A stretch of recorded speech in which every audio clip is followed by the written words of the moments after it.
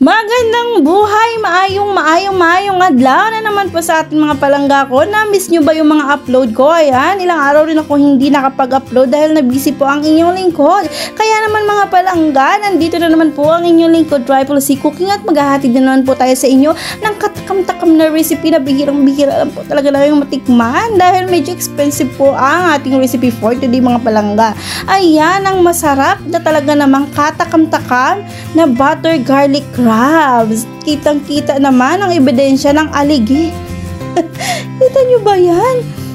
Picture pa lang or video pa lang, binibidyohan ko yan kanina, pumipitik na yung batok ko. Kaya naman mga palangga, kung gusto nyo pong kumain ng ganitong pagkain, magtabi po kayo ng losartan kasi mahirap na. Ayan. Hinay-hinay sa pagkain ng mga ganitong pagkain dahil nakaka-high blood po ito mga palangga. Ayan, kita nyo ba yan? Grabe yung taba. Kaya arat na, watch na natin yung full video.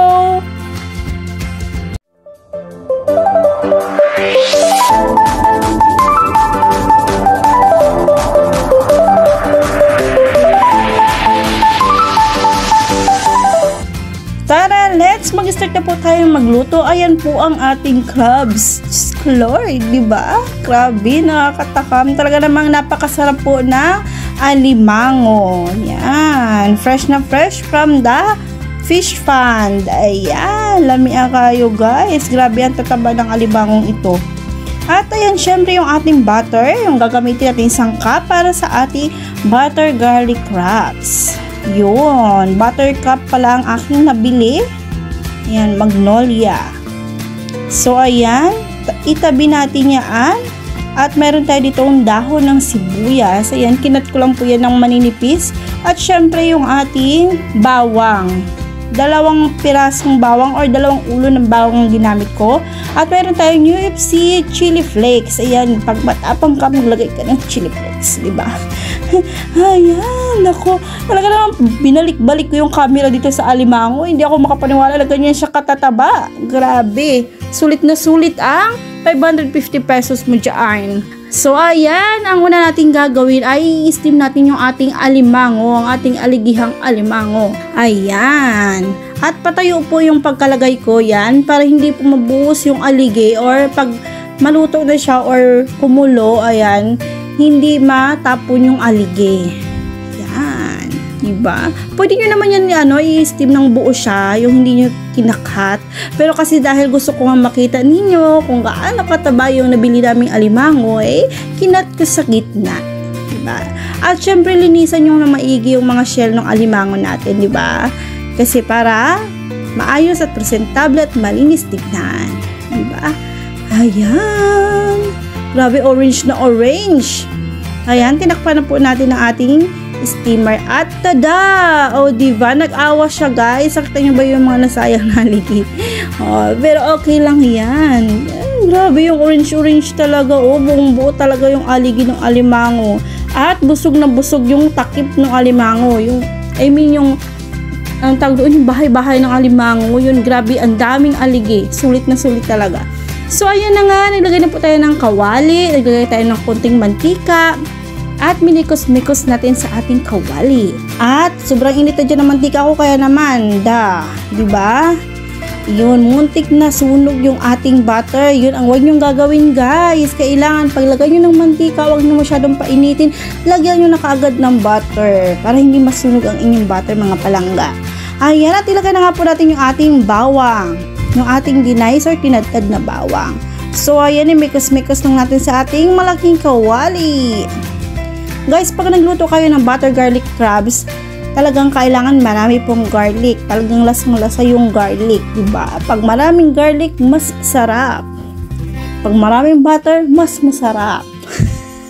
Magastos nga lang. Ayun. Pero di bali na sulit naman dahil napakasarap. Tapos ayan, nilagay po ako ng water, mga 2 basong tubig. Ayan, at hinalo ko lang po yan. At dyan na po ako naglagay ng mga pampalasa. Naglagay po ako ng fish sauce. And then naglagay po ako ng pamintang pino. Ayan, and then minikos-mikos natin. At maglagay po tayo dyan ng tubig na may cornstarch. Yan. Isang kutsaritong cornstarch lang po ang aking inilagay.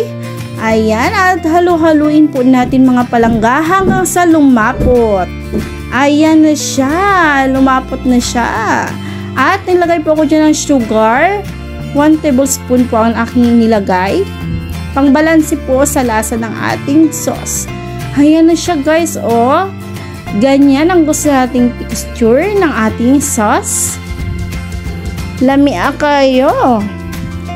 So ayan, dahil nakuntihan ako sa inilagay kong paminta kanina, nagdagdag po ako ng kaunti. Ayun, at minix po natin ng maayos. Kasi pag pamintang pino po, pag ganyan na yung sauce ninyo, medyo nabuo-buo po yung paminta. Kaya kailangan nyo pong haluin ng maayos. Ayan na. Goods na ko, no? Kaya naman, yan, minuksan po natin ulit yung ating kalan dahil gagawa tayo ng chili sauce ng ating crabs. So, ayan yung ating aswete. Naglagay muna tayo ng mantika bago aswete. Ayan. Nung nakuha na natin yung kulay na gusto natin doon sa ating mantika, ayan, set aside na po natin yung ating buto ng aswete. Ayan. At maglagay na po tayo dyan ng bawang. Ayan na yung bawang na tinabi ko kanina. Hindi ko siya lahat nilagay doon sa butter garlic sauce. Ayun. Tinusta ko siya dyan ng maayos. As in, tostadong-tostado talaga. At nag-set aside po ako ng kaunti. Pag-raising natin mamaya. At yan, naglagay na nga po ako dyan ng suka. Yun, lamia kayo. Ayan, at nilagay po ako ng kaunting tubig. Guys, sa part na ito, itong sauce ay tansya-tansya lang. Ayan, nasa sa inyo yan kung gaano kadaming sauce yung gusto nyong gawin. At saka, ayan, naglagay tayo ng chili powder. At minikos-mikos natin. Ayan, nagkulay red na yung ating sauce. Kaya, chili sauce po ang tawag natin dyan. Ayun. At mga palangga, naglagay po ako dyan ng sugar. 1 tablespoon din po. At naglagay din po ako ng asin. Kunti lang po yung nilagay kong asin para hindi po masyadong maalat yung ating sausawan. At naglagay po ako ng pamintang pino again. Yan. At minikos-mikos natin. Naglagay rin po ako ng Knorr liquid seasoning. Kaunti lamang po. At naglagay po ako ng kaunting cornstarch pampalapot sa ating sauce or sa ating sausawan. Yan. At napadaming ang lagay ko guys. Ano, dapat kalahating kutsarita lang para hindi sobrang lapot. Yun. Kaya nagdagdag ako ulit ng tubig. Ayan. Yun. So, ayan na yung gusto natin. Ganyan ang consistency ng ating sausawan.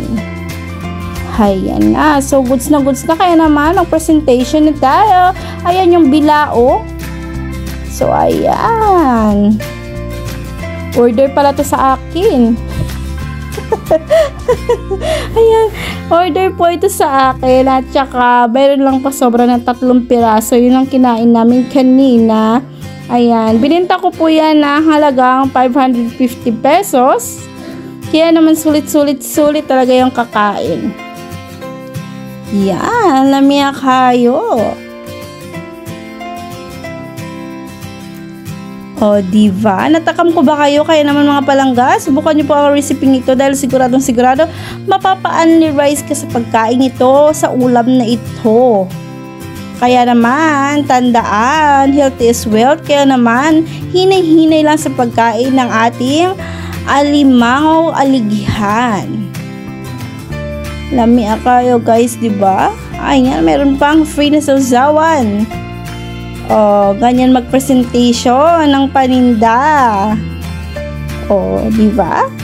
Kaya naman tuwan-tuwa yung customer ko nung natanggap niya yan. At talaga namang sumakit daw ang kanyang batok. Kaya naman uminom siya agad ng losartan. Ayan. Thank you so much po mga palangga sa panonood niyo ng aking mga upload ng aking YouTube channel. Sana po patuloy niyo po suportahan ng aking small channel. Thank you so much po. Bye-bye!